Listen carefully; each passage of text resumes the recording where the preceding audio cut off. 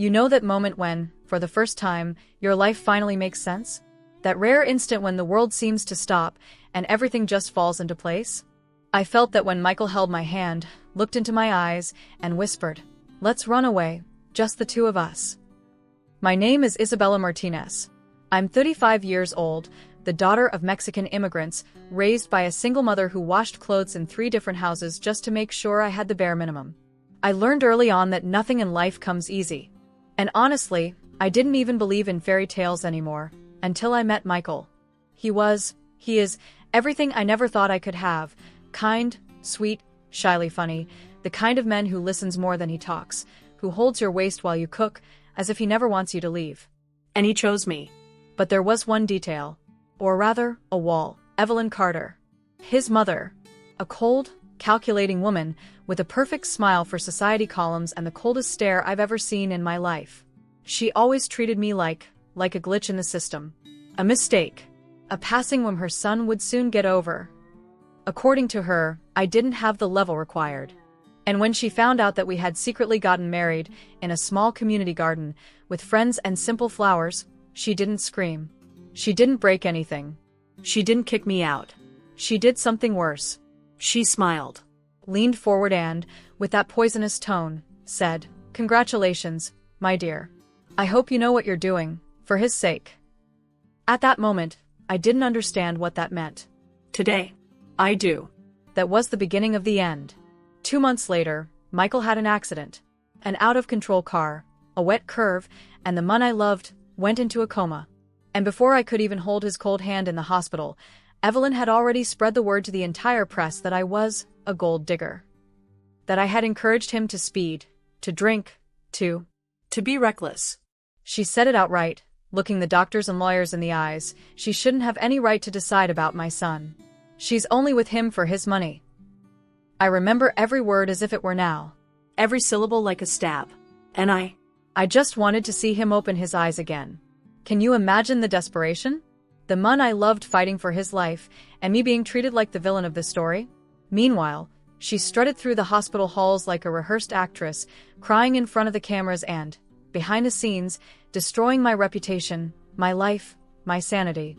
But what she didn't know is that I'm not as fragile as I seem. And that's where this story really begins. Because when a mother fights for her son, she can be unstoppable. But when a woman fights for the love of her life, she becomes indestructible. Have you ever felt like you're suffocating, and no one around you even notices? Like you're screaming for help, but your voice is just a muffled whisper drowned out by the cynical smiles of those who want to see you fall? That's exactly how I felt. While Michael was intubated, fighting for his life, Evelyn had already started her war. But she didn't need to lift a finger. She had money. She had power. And, above all, she had influence. Within days, articles started popping up in the press. Ambitious Latina allegedly influenced Carter heir toward risky behaviors. Sources claim Isabella Martinez married Michael Carter for his inheritance. Close sources. Lies. All manipulated by her. But the worst part wasn't the headlines. It was the phone call I got from my job. "Isabella, we're sorry, but we'll need you to step away until your situation is resolved. We can't have our institution associated with this kind of scandal." Me, who loved teaching, who woke up every day happy to step into a classroom. Suddenly, I was seen as a threat. I lost my job. I lost my friends, some drifted away out of fear, others out of shame. And little by little, I almost lost my own identity. The only thing that kept me standing was him. I went to the hospital every day, sat by his side, held his hand, and told him about the flowers in the garden, about the books I was reading. Even if he couldn't hear me. Even if I didn't know if he'd ever wake up. And you know what Evelyn did? She went to the hospital too. Greeted the doctors with a rehearsed smile, left expensive flowers in the room. And when I arrived, I'd find the doctors hesitant, the nurses looking at me with pity. Until one day, one of the doctors, who later became my greatest ally, pulled me aside and said, "Isabella, Mrs. Carter is trying to convince them that you don't have the legitimacy to make decisions about Michael's treatment. She wants to be the only one responsible." Right then, my heart stopped. I couldn't believe it. She didn't just want to push me away. She wanted to erase me from his life. As if I had never existed. And that day, as I watched Michael lying in that bed, with tubes and machines breathing for him. I made a promise. You're going to come back to me, my love. And when you do, I'll be here. No matter what she does. No matter what she says. I won't abandon you. And that's when I decided, if she wanted war, then so be it. But she had no idea of the strength that rises when someone tries to rip away the person you love most. Have you ever felt like your whole life was built on a lie so silent that even the one who raised you didn't have the courage to tell you? That's what I felt when the truth came out. And, ironically, that truth didn't come from me. It came from her. While I fought alone to keep my dignity, to stay by Michael's side, Evelyn didn't stop. I found out, through a close friend, that she had hired a private investigator to dig through every corner of my life. My social media, my academic records, even my childhood, all ransacked. She wanted more ammunition to destroy me. And that's when she found it. One day, I got a call from my mother. Her voice was trembling. Isabella, we need to talk. I went to her house, not really understanding. And there, sitting in the cramped kitchen where I grew up, with the smell of fresh coffee and bottled-up tears, my mother hit me with the sentence I never imagined hearing. The man who raised you wasn't your father. At that moment, the world spun. What do you mean, Mom? She took a deep breath, held my hand, and said, your biological father was a man I was involved with many years ago. A powerful man. But dangerous. When I found out I was pregnant, I ran. I didn't want you to be used as a pawn in a dirty game. And then, the name, Richard Vanderbilt. My breath caught. Vanderbilt? Yes. My biological father was none other than Richard Vanderbilt, the patriarch of the Carter family's rival, the man who, for decades, had been their greatest business and personal enemy. Evelyn's family's ultimate nemesis. The blood running through my veins was the biggest possible affront to her pride. And she knew it before I did. That same week, the newspapers were already plastered with Isabella Martinez, from humble origins or part of an old billionaire rivalry. Evelyn, of course, didn't miss the chance to use that. Well, look at that. She's not here for love. She's fulfilling a mission, a blood vendetta. She flipped the script. Turned me, in everyone's eyes, into a hidden heiress, a silent conspirator who had seduced her son as part of a revenge plot between families. But I swear, I didn't know anything. I never wanted anything other than Michael's love. And right then, for the first time, I felt that maybe I wasn't just a victim in this story. I was, unknowingly, part of something much bigger. An inheritance of hatred that I never chose, but that now I had to face. And meanwhile, Michael remained motionless in that bed, unaware that, outside that room, the world he knew was falling apart. Have you ever waited so long for news that when it finally comes, it feels unreal? That's exactly how it was when the doctor walked in with a restrained smile and said, Isabella. He opened his eyes. For a second, my entire body froze. Then, the tears came rushing out, uncontrollably. I ran down the hospital hallway, like someone fleeing their own pain, until I reached the room. And there he was. Michael. A bit lost, pale, fragile, but alive. Alive. When I held his hand, he looked at me, and for the first time in months, he smiled. But before I could say anything, I heard another voice. My darling. Mommy's here. Evelyn. Always her. Always at the right, or wrong, moment to remind me that this war wasn't over. In the following days, she positioned herself by his side as the perfect mother, protective, loving, devoted. And, of course, subtly, she began planting her poisonous seeds. You don't remember, my love? She pushed you away from the family.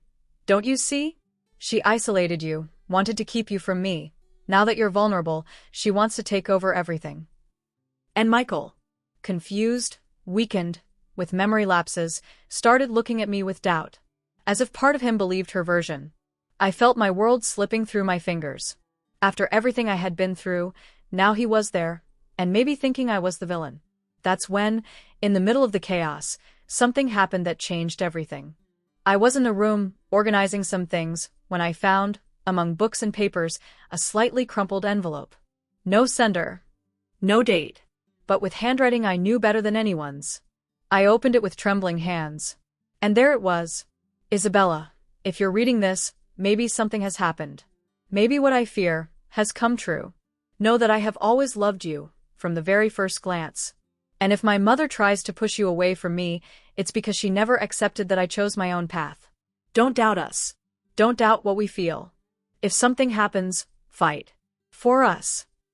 I read that letter so many times I barely remember how many tears I cried onto the paper. Michael knew.